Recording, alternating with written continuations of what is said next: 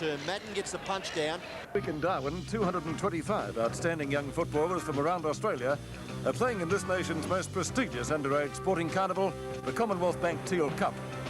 From its humble beginnings in the 50s as an annual under-17 challenge match between New South Wales and Queensland, it became a truly national carnival in 1979.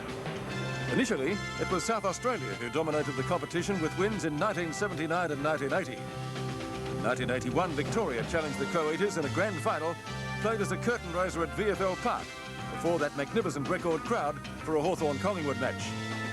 A red-headed centre-half forward by the name of Dermot Brereton and a tall, pencil-thin ruckman named Paul Salmon led the Vicks challenge as they defeated the South Australian team, which included a very skillful left-footed rover named Tony McGuinness and a slight but talented half-forward in Tony Hall. Victoria continued on during the 80s and had an almost unblemished record, winning 9 out of 10 Teal Cup trophies with more than 120 players progressing to AFL ranks. The recent State of Origin match between Victoria and South Australia highlighted the Teal Cup's record in producing champions, when 20 players, nearly half those involved, had previously worn their state's colours at Teal Cup level.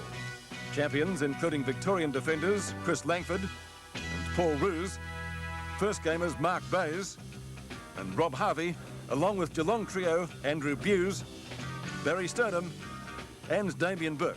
They were all prominent as 16-year-olds.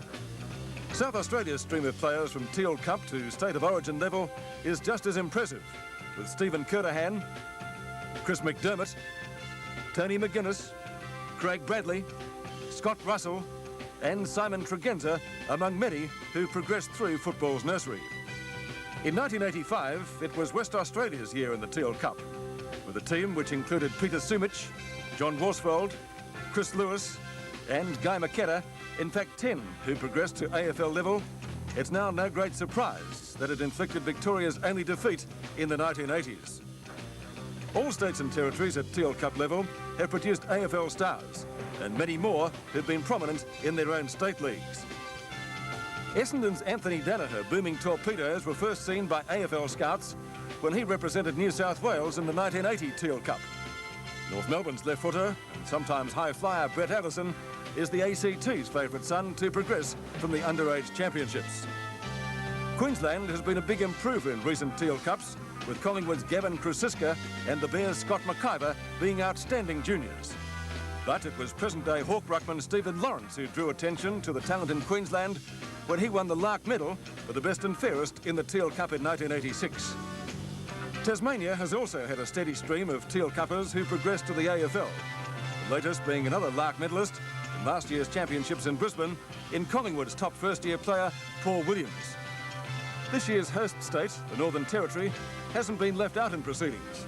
Some of football's top players, St Kilda's brilliant newcomer Gilbert McAdam and the Bears' versatile Michael McLean, are among many outstanding youngsters who were prominent in Australia's most prestigious junior football carnival. When the final siren sounds this weekend at another Teal Cup, history suggests that at least 35 players will have taken a giant step forward to achieving what every young footballer dreams about, playing in the AFL.